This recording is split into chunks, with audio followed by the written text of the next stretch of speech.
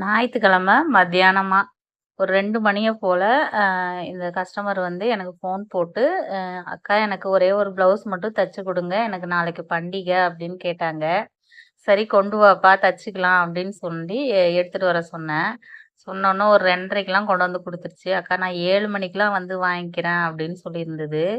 Sorry ஃபுல்லா நல்லா ink ப்ளூல gold colour நல்லாவே இருந்தது.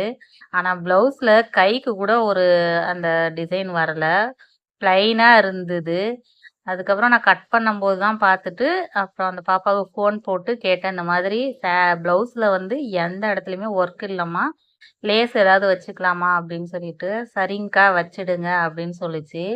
அது சொன்ன மாதிரியே கட் பண்ணிட்டு ஒரு 6, 6:30க்கெல்லாம் நானு முடிச்சுட்டேன். கோல்டு கலர் லேஸ் என்ட்ட இருந்தத அப்படியே வச்சிருந்தேன்.